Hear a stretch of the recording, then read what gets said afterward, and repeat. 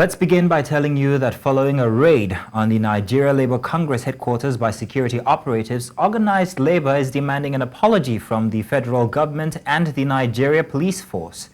At a press conference held at Labour House in Abuja, the NLC firmly rejected the police justification for the raid, which claimed they were searching for a terrorist financier allegedly hiding on the second floor of the building. The NLC further accused the federal government of attempting to provoke and undermine them by linking the Congress to the Labour Party, describing this as part of a broader hybrid war against the organization. The NLC has vowed to take stringent action against the federal government and the Nigeria police if its demands for apologies are not issued.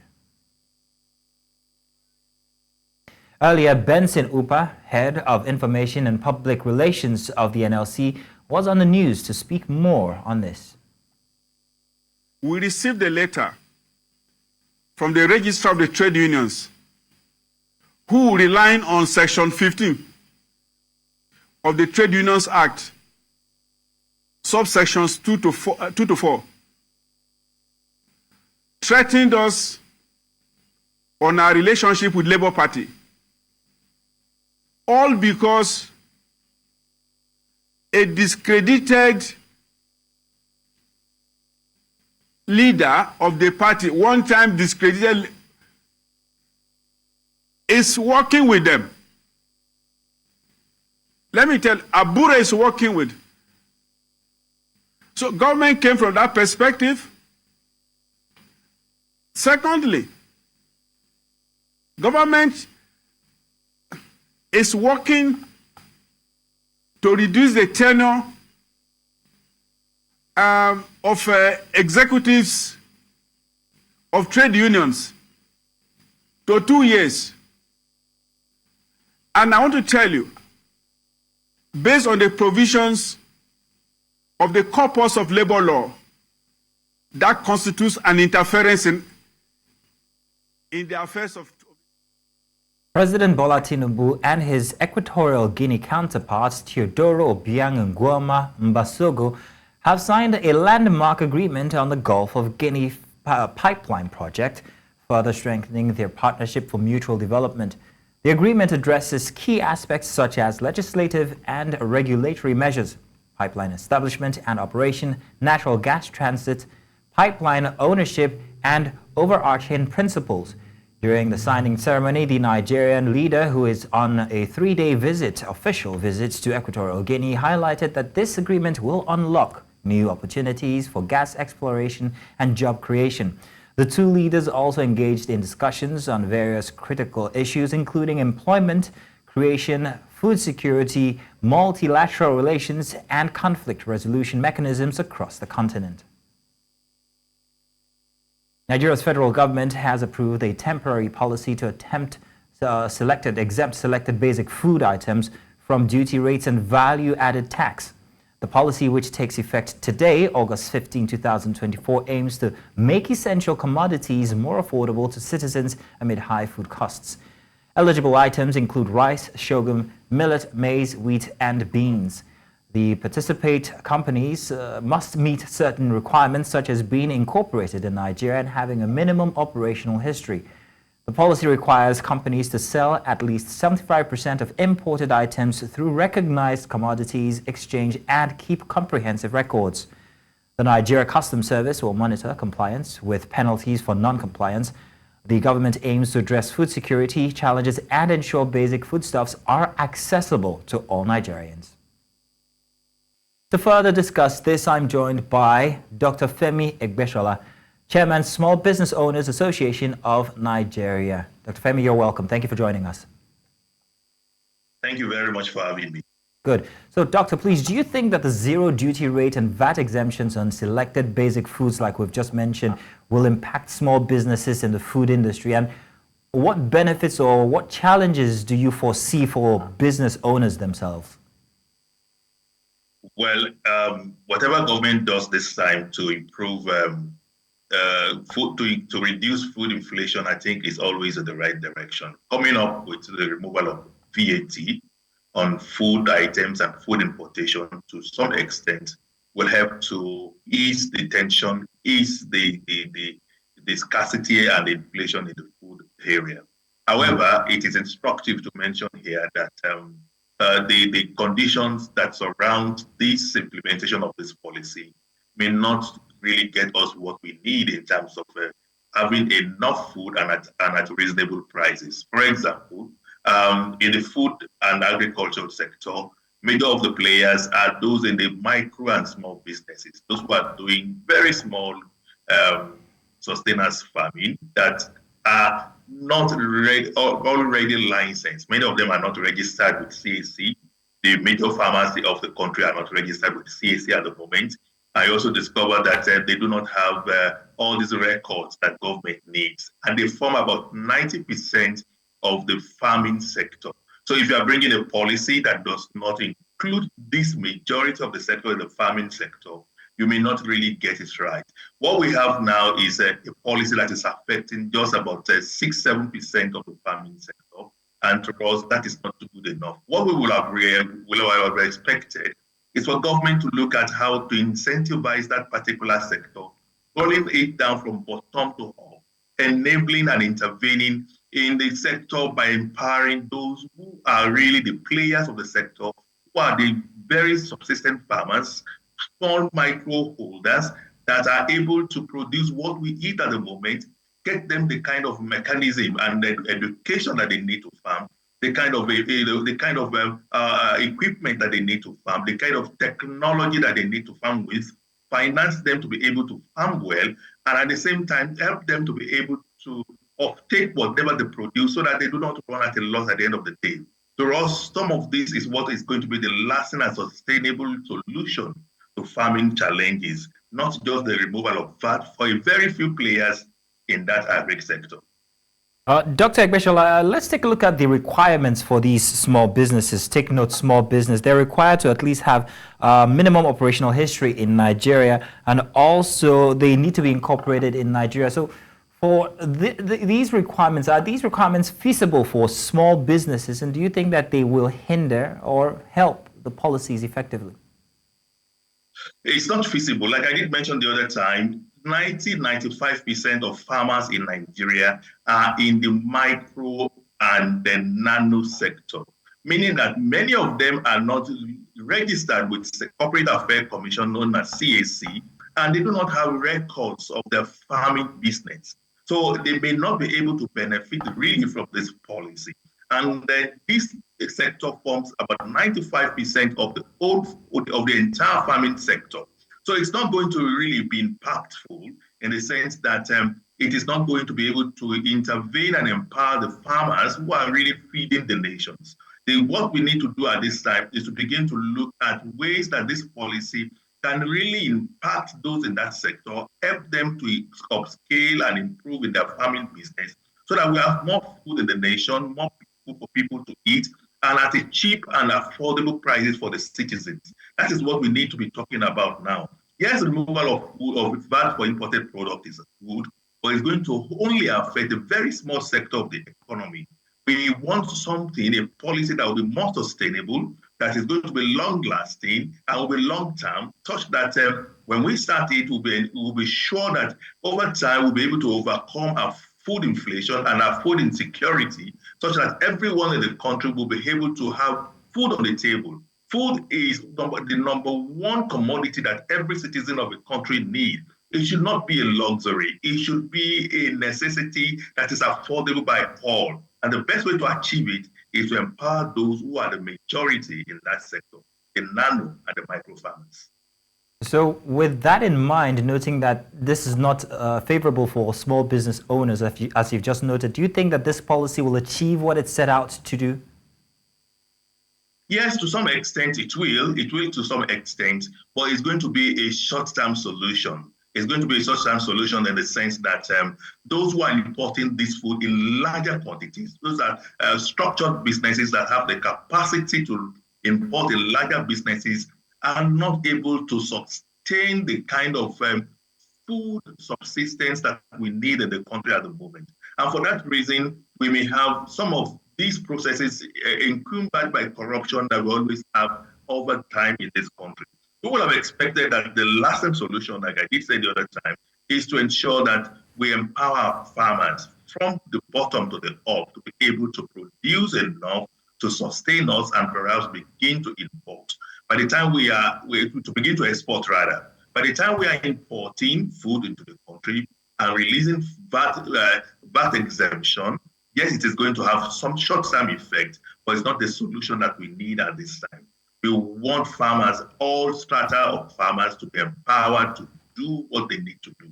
We need government to provide policies that will ensure that our youths are back to the farm. And even the oldest ones that are already in the farm are secured to do the farming business they want to do in a way that it will be productive and it will be sustainable. We also want government to come up with intervention that will help farmers to be able to enjoy farming business in the sense that it will be profitable, and for government to be able to obtain whatever excess they have, so that at no point in time will they run at a loss. If we are able to do this as a government and the nation, I am so sure that in a short time, we will be able to sustain the food we have, we'll be able to employ more people in the farming and agriculture business, and there may be no need for the issue of VAT removal. Dr. Egbeshola, thank you very much. You've said it all. Thank you for joining us this evening. Thank you once again.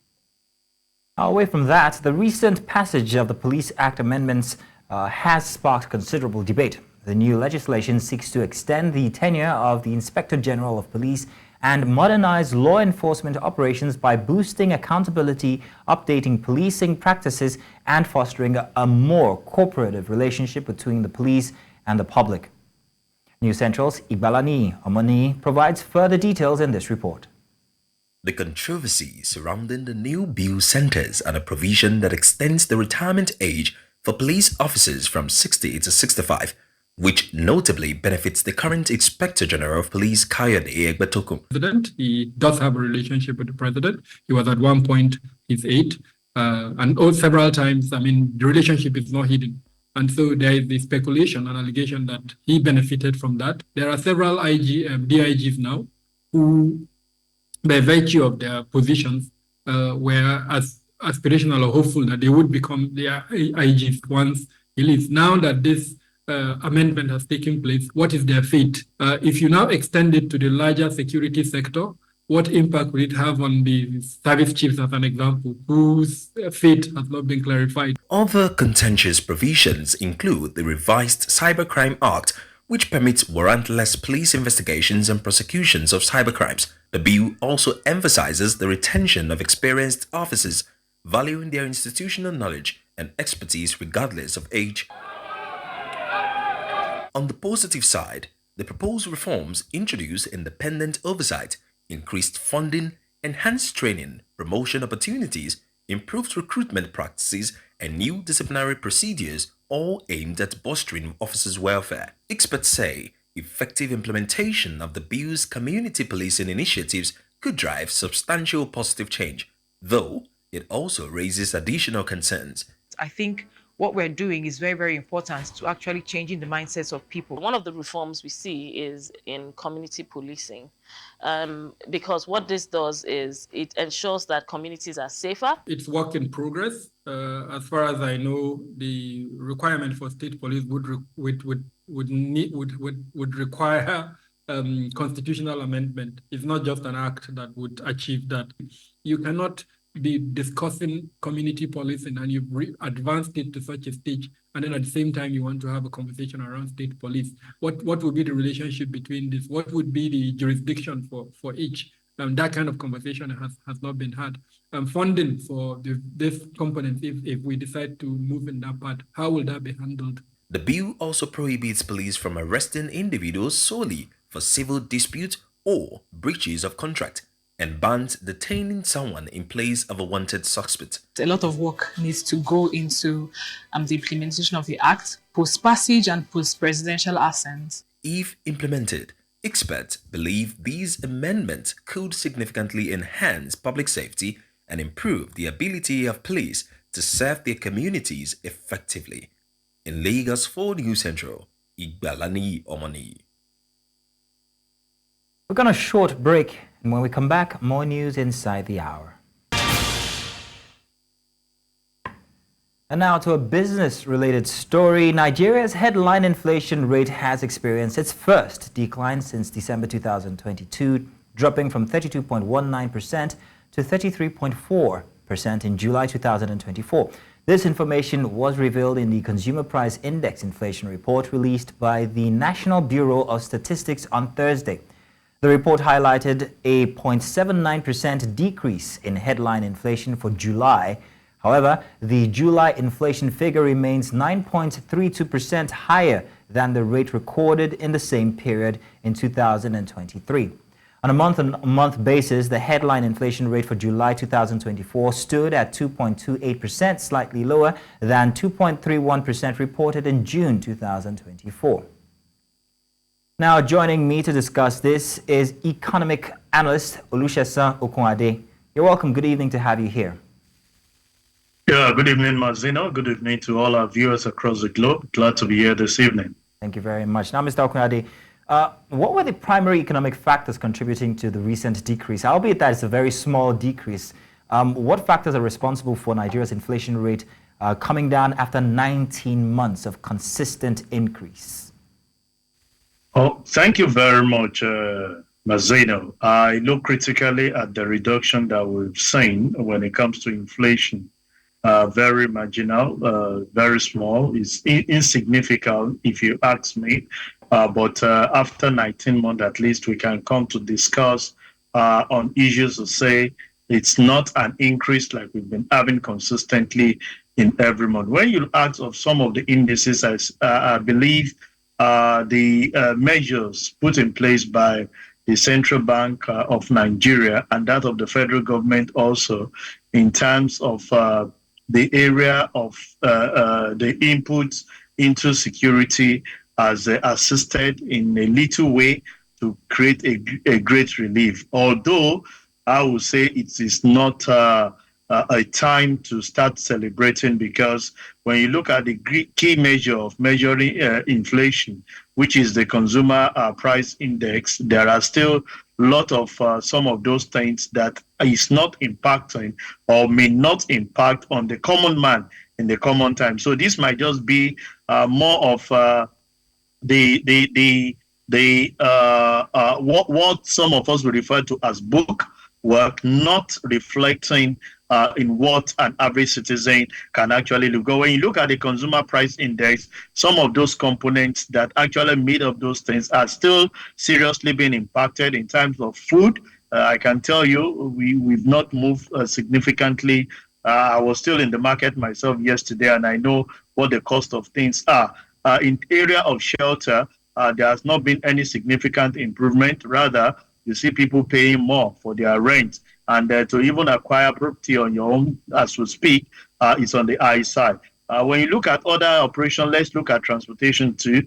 Significantly, it has not impacted, even though the government is making effort in introducing the CNG, which is being considered as being relatively cheaper to impact on it. But we've not started seeing that thing. So that's why we feel that, well, it's a little decline. At least we can come to discuss decrease and not increase, which we've been having month in, month out in the last 19 months. But we see more to come, because when you compare the current inflation rate with year to year as what we had last year, it's still a very far distance of over 9%, of which we believe at least if nothing is happening, we can go back to status quo of what we had last year, which will impact on the common man, and we can have the economic growth as expected. So you spoke about some of these policies that have not even yet really been implemented, but yet we're seeing this decrease in inflation. So what exactly is responsible for that decrease? What policies that were put in place, and when were they put in place that impacted this result? I think the CBN recently put certain policy in place as part of the monetary policy to monitor the activities of things. Part of the things you see is the recapitalization of the financial institution to meet the current trend of loan requests and some of the things that businesses need to impact on them. I would say, Mazino, it's still not a big time celebration. I can tell you that when you look at the current situation where we are in terms of the so much expectation on the part of a common citizen, I think it's just maybe some of us will attribute it to little input of the break we are experiencing on the path of maybe the students, people out of the country, which are significantly contributed to the bottom line. We will have a more robust discussion on the decrease we have if we continue to have a decline. By the time we'll be talking of the month-to-month end to it, I can tell you that there is no significant input that has contributed to this, if you ask me, because the major impact that represent the CPI, which is the measure for inflation, is still on the high side. What about its influence on interest rates? We've been seeing that go up the entire year. How has this affected interest rates, and might this influence borrowing and lending? Well, it will not. I have to say, this will not.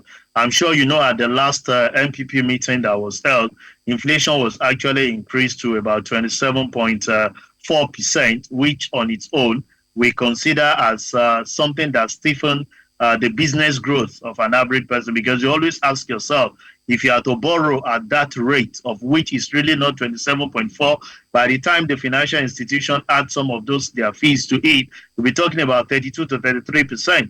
And you look at yourself as a business venture, what margin can you put for your client or the person you are providing those services to be able to afford and accommodate this? So the decline or the decrease that we have experienced in inflation will not have any significant impact on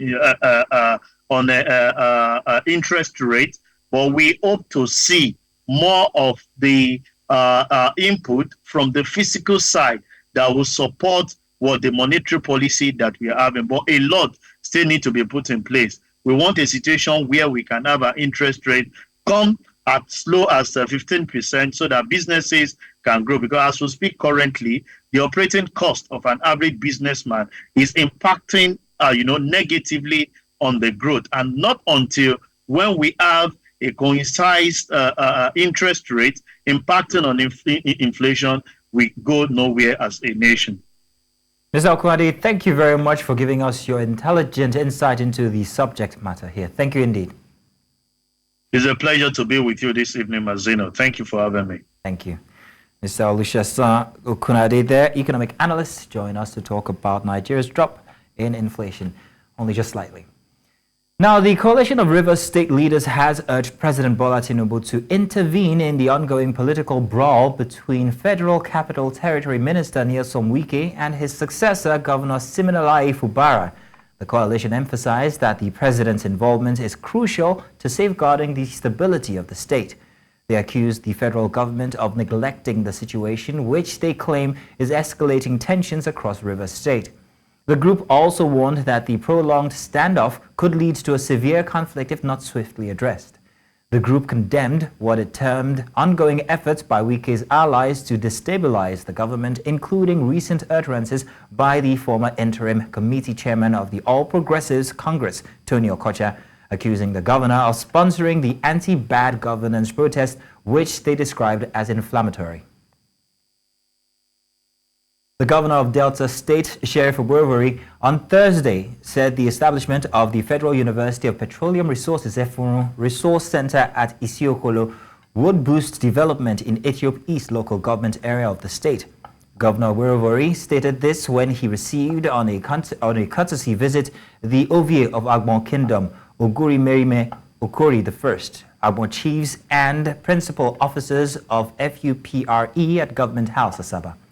The governor commended Agbon Kingdom for donating 123.2 hectares of land to the university, while underscoring the importance of effective formal education to the well-being of citizens. Delta State University Hub. It didn't start today. When I was the presiding officer, the House of Assembly as a speaker, we're the one who passed the 3 universities that was created at that time, because we know the importance of education Because you may acquire everything on earth today. Without education, you're nobody. So when I received the message that the kingdom, they are donating land, and I know that the people know the importance of education. And when they requested that they want a waiver, we did not hesitate to give a waiver to the tune of 111 point something million naira, and a ground rent of 80. Now, we understand that the National Judicial Council has recommended Justice Kudirat Kekereekun as the next Chief Justice of Nigeria. This recommendation came during an impromptu closed-door meeting which was rescheduled for Friday to Thursday in Abuja. Justice Kayode Ariwola, the outgoing Chief Justice of Nigeria, will retire on August 22nd, having reached the mandatory retirement age of 70. The NJC also made recommendations for 27 others as judges of the State High Court. We'll bring you more details in our subsequent bulletin.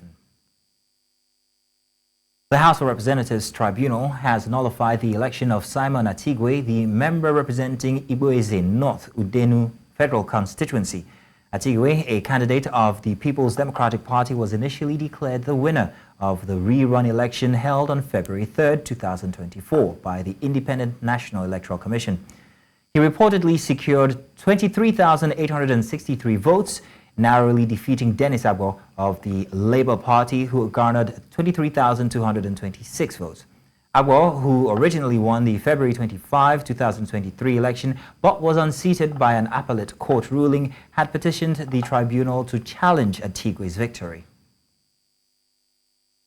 The Association of Master Bakers and Charters of Nigeria in Lagos State have lamented the incessant increase in flour prices in the country.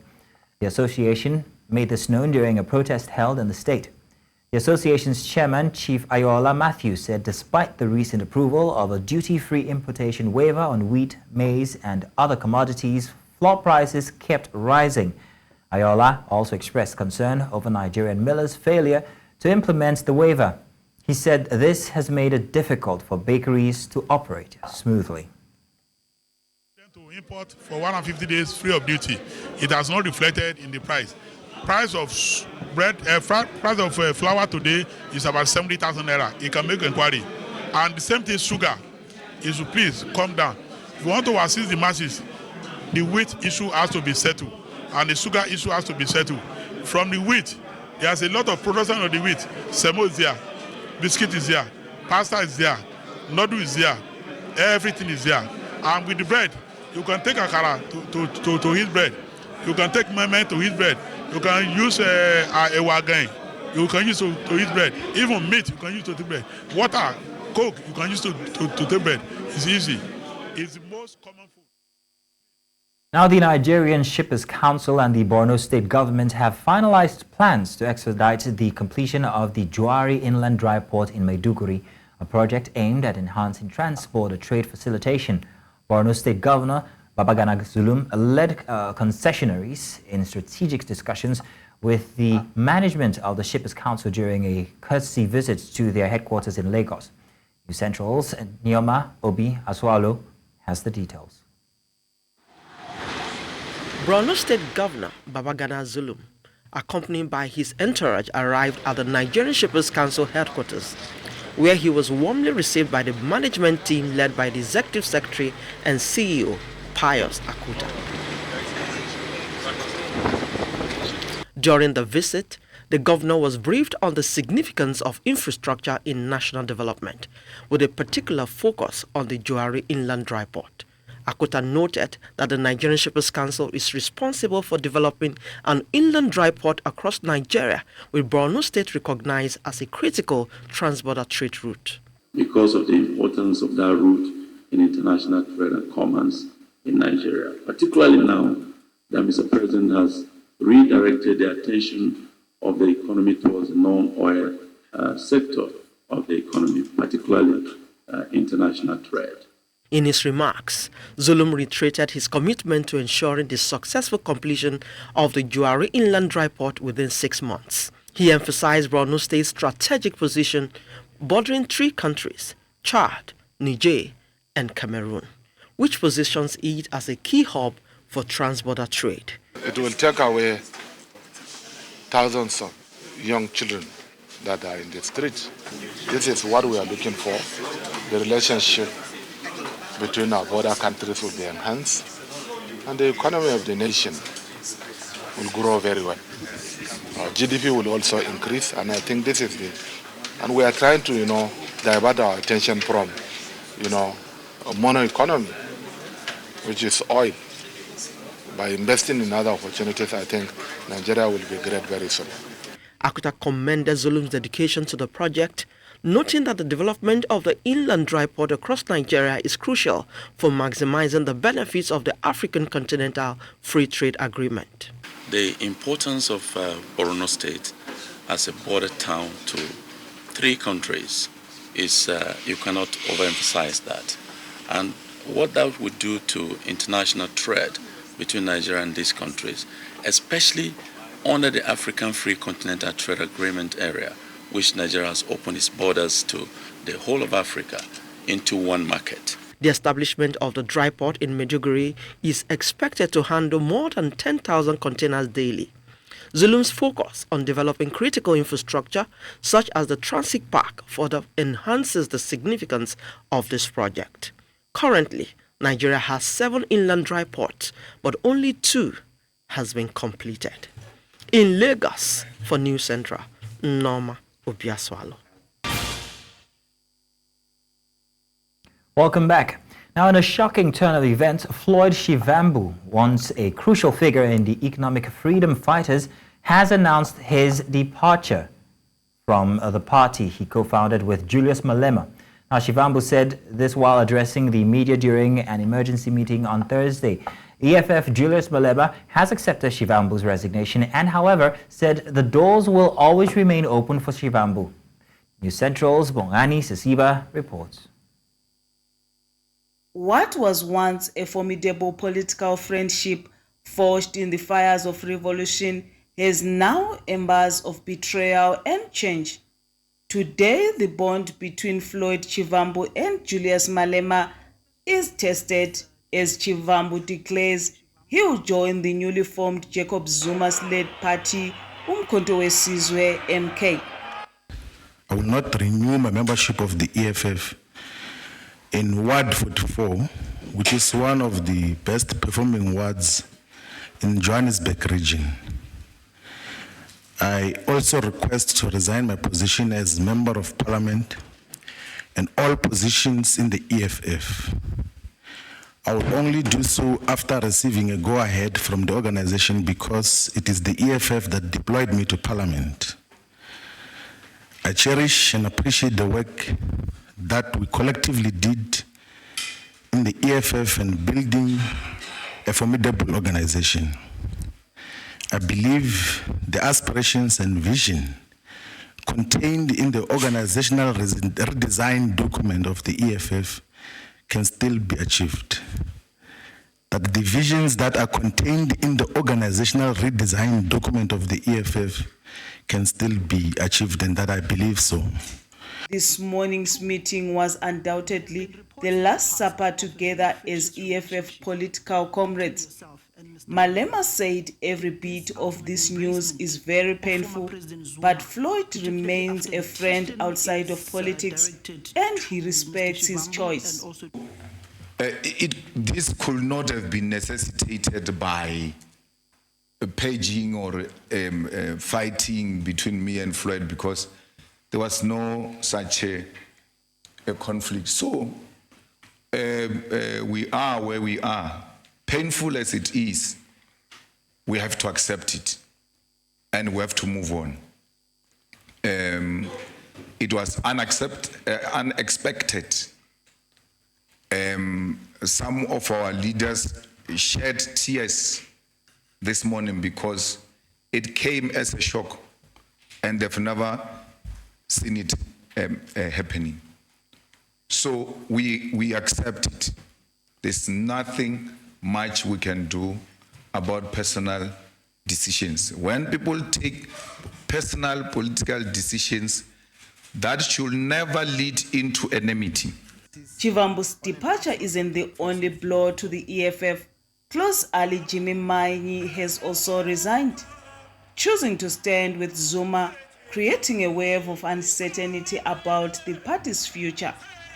As supporters grapple with the implications of these departures, the landscape of South African politics faces an inevitable transformation.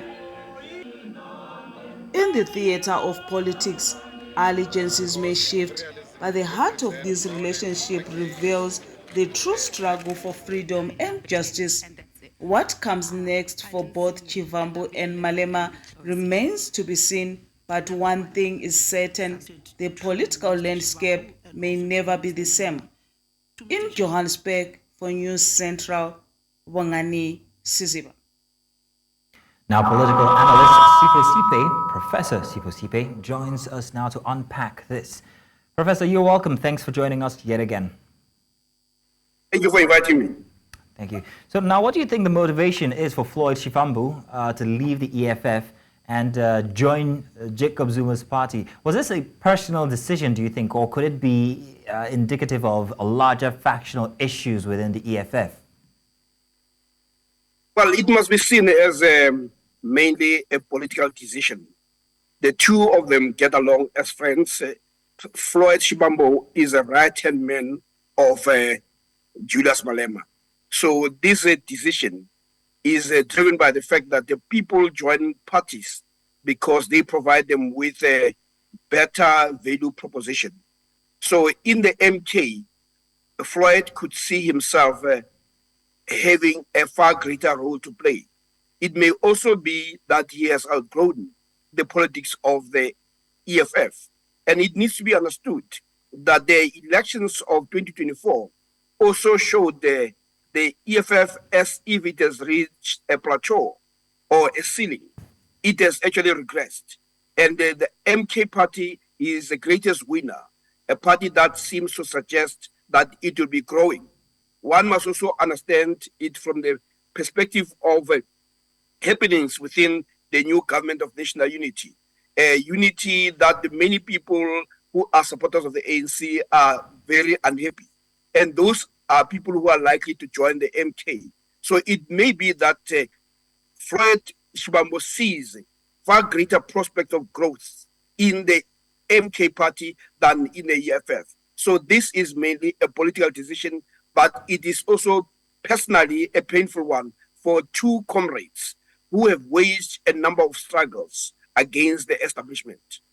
Yeah, so these two comrades who've waded through so much, eventually now one leaving that party, you don't think that perhaps maybe it's because he was maybe angry or unhappy while he was in the EFF?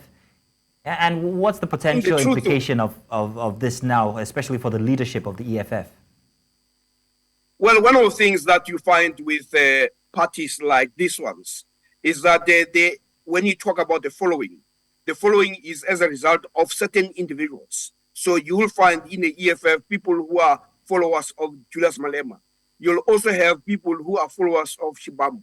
So effectively with Shivambu going, you are also likely to see an exodus of many of the loyal supporters of Shivambu.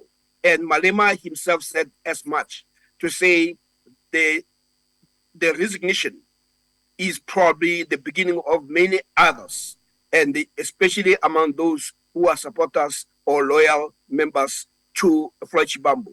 So effectively, politically, it does weaken the EFF because those members who are leaving would have been the very same people that the EFF needs to consolidate its gains or losses or deal with the losses that it has suffered in the last elections.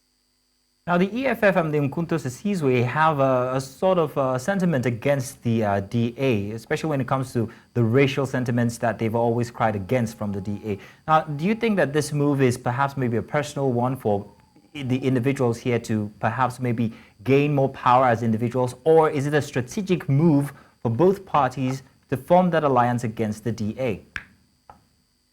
Well, I think the position of the MK party and that of the EFF is very clear, that they are going to work together as a progressive forces of the left, and they formed a forum to deal with that. So the move by Floyd Shivambu does not change the composition of that forum. It simply shifts the center of gravity towards the MK party, because we've seen also former professionals in government joining the Umkhonto weSizwe. So effectively, when you talk about political gravitas, you talk about professional weight, then the shift moves towards the MK party. Professor Siposipe, thank you very much for joining us this evening on the news to give us your expert opinion. You're welcome.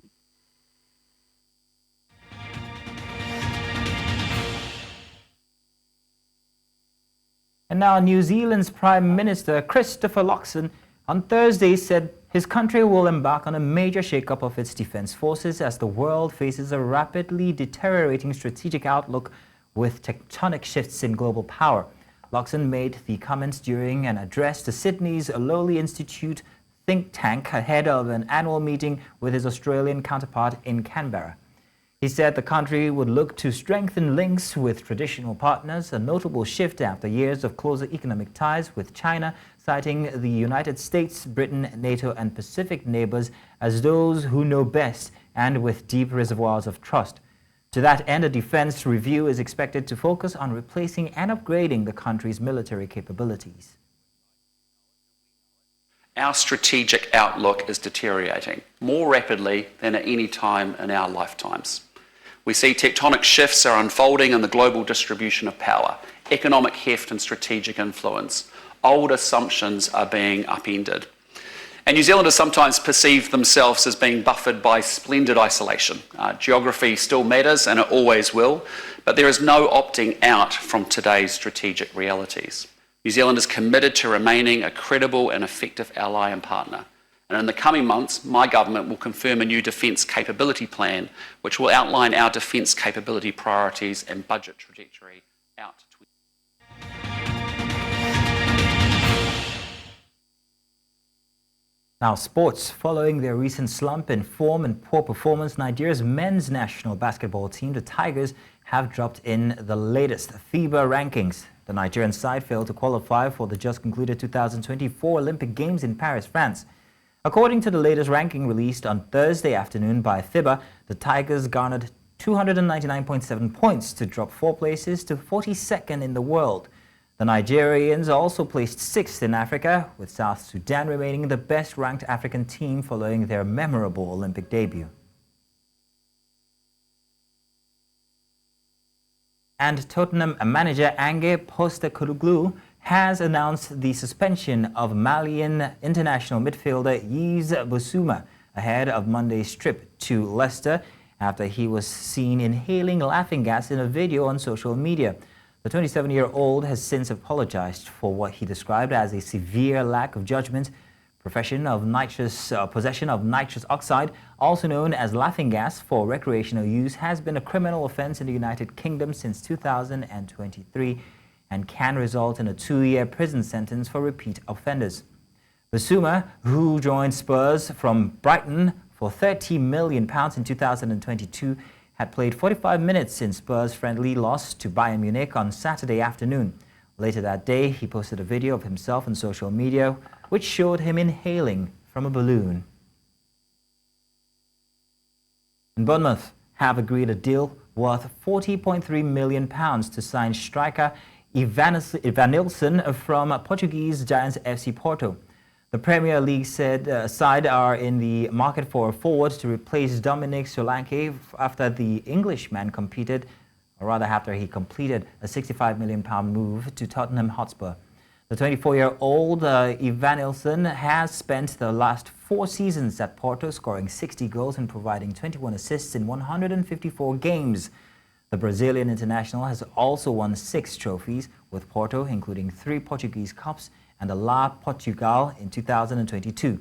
Last season, he had his most prolific campaign to date, scoring 25 goals and providing 7 assists in 42 games. 4 of those goals came in the Champions League as Porto reached the round of 16. And that's all this hour, but before we go, let's take another look at some of the major stories we brought your way. Labor leaders have demanded apology from federal government, police over a headquarters raid. Nigeria inflation rate has dropped for the first time in 19 months. And we also told you that EFF Deputy Floyd Shivambu has joined the MK party. Remember now, you can send your eyewitness reports to the WhatsApp number on your screen now. And do follow us on social media. We are at News Central TV. You can watch News Central live on DSTV channel 422, Star Times channel 274, Avo TV, and on YouTube. Many thanks for watching. My name is Mazino Appeal.